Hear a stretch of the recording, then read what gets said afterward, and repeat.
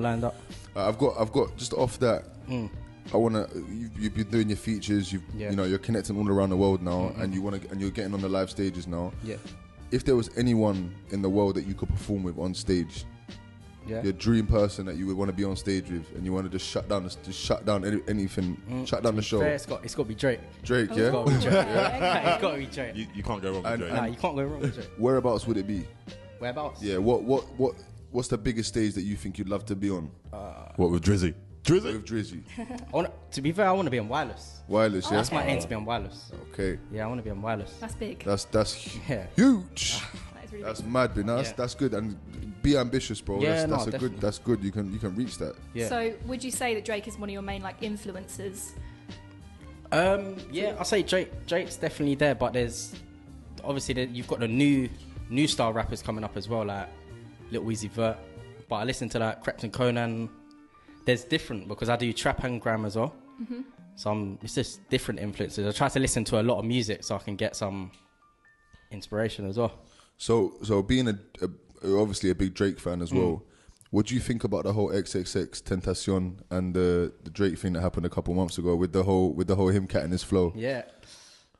Don't know, you know. You gotta be careful about it.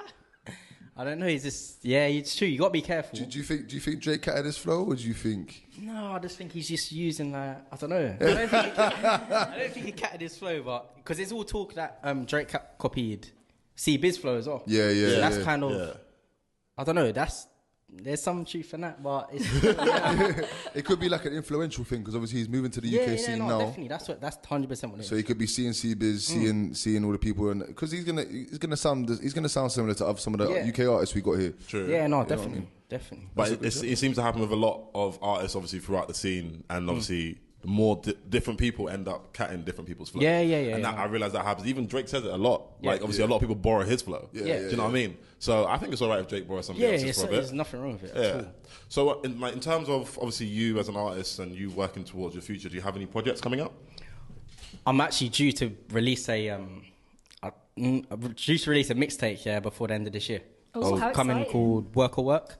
It's kind of weird. It doesn't sound too, but it's basically if you don't put in work. Look, how can I explain it? Work or work. So basically, if you're working for something bigger. Yeah. So you got to put in work to obviously move up the levels. Work in your work. Yeah. No, that makes sense. I like that. Yeah, no. I also heard when you were rapping as well, you were talking about artists sounding the same nowadays. Yeah. Now, obviously, in the UK scene, you had Section Boys that blew. Then 6-7 come in, 8-6, and then all these people, they're starting to sound same 4-4 and a 4-door, all that kind of stuff, yeah? Same flow, same sort of lyrics. What do you think differs you from everyone else? That's one thing. Me, I've always said, I'm not going to jump on a drill type beat because right now, there's a lot of people that's jumping on that hype. As soon as 6-7, 150, they're not coming.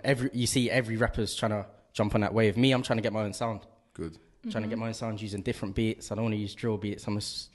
There's nothing. I love drill in it, but I just don't. That's not my style. Oh, good. I like that, trying to stand out, create your own sound. Yeah.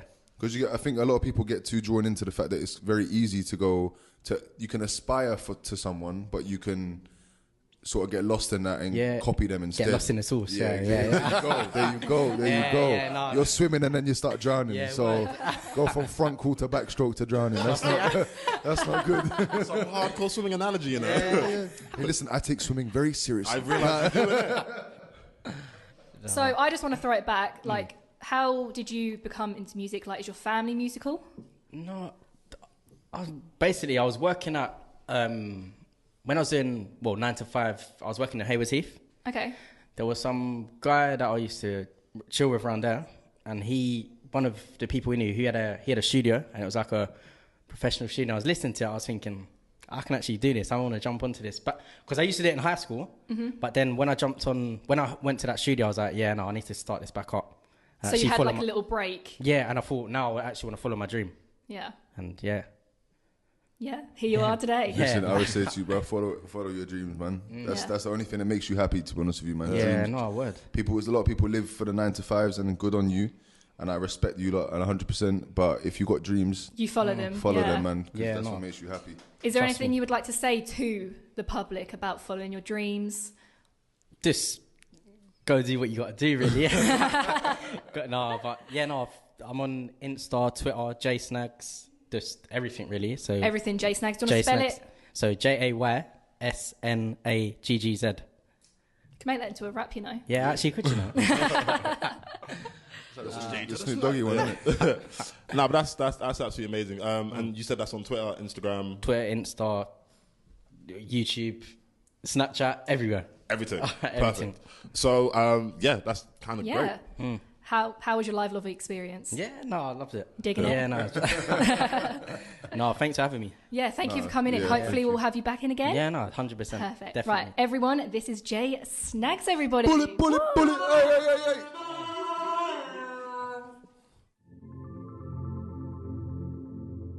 So that was the amazing Snaggz. And next up, we have got a spoken word beauty.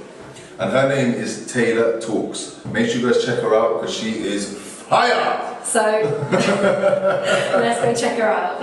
Yes, so we are back with our second guest of the live lobby. We have got the one and only Taylor Talks here. So you've got, yes, EJ? Yes, and you've got 15 minutes, Taylor. Take it away.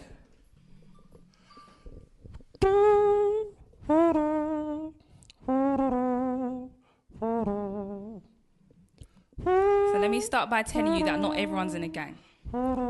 So if I scream gang gang, it doesn't mean anything bad, just means that I have a very enthusiastic set of friends.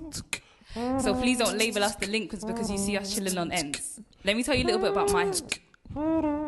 I'm from a hood where if you stare in someone's face, you must be dumb. I'm from a hood where the bus says 2 minutes, then doesn't come, and if you say you got moved to, it can mean two things. If you're a boy, you might be getting robbed. But if you're a girl, he might just want your digits for a ring like 07967410150. And not to mention, we refer to our areas as numbers. So if I say to you, come and meet me in the 6, I'm talking about an actual place. I'm not just chatting actual garbage. And let's have a talk about council blocks. Because no disrespect, but if a middle class woman walks past, she might say it smells like actual garbage. And in mine, some people didn't bother to put the rubbish in the chute, so on the floor there was actual garbage. Then you had that one grandma from number 59 who complained, but her voice always just went astray. That's actual garbage. But maybe we need to open our eyes. We've been trained to have tunnel vision so that we keep on track. And if we stare at a place, we'll subconsciously put back. See, it's not the vision, but rather the space to dream that we lack. Hence why many rap about mansions, but will spend their lives living in flats. But see, maybe our brains need rewiring. I've spoken to some of my mates and their dreams are truly inspiring. See, we're proud of where we come from. A neighbourhood that's our own. Somewhere well known, somewhere we can call home. And you can never diss the hood. Because we created so many things. See, we never need a gym membership. We could put together some apparatus, some weights, call it a block workout and forget about paying standard rate. See, I don't know anywhere else you can pay £1 for a full meal of 2 wings and chips. And if you're close enough with Sanjit and them man, he might just give you free. See, them days, playing Knockdown Ginger on all the houses down the road. There was no such thing as curfew. When your mum screams your name, that's when you know it's time to come home. So don't ever let anyone tell you you're from a bad or ghetto area. Don't let this matter to you. There's more to life than postcodes and regions. And one day, everybody will see this. Oh yes, that was insane. Round of applause everyone for Taylor Talks. Woo!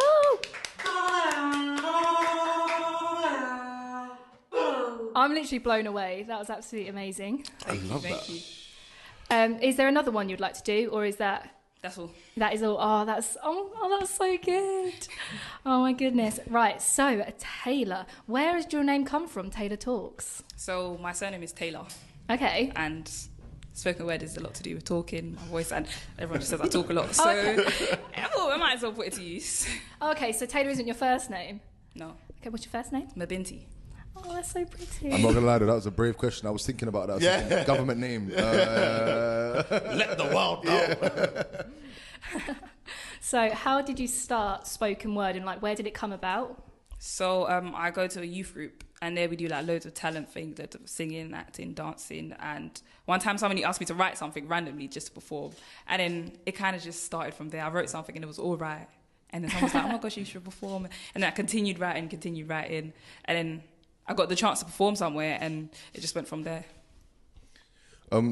Because that's pretty sick, because spoken word's not a huge thing at the moment. Hugely popular. It's not hugely popular, and you know you have a couple of people that manage to break through, and most people will go down the singing route or the rapping route, and even if they want to get into spoken word, I've known spoken word artists that ended up being rappers because they didn't want to do spoken word anymore. Like, have you ever thought about doing other things, or is spoken word your sole sort of drive?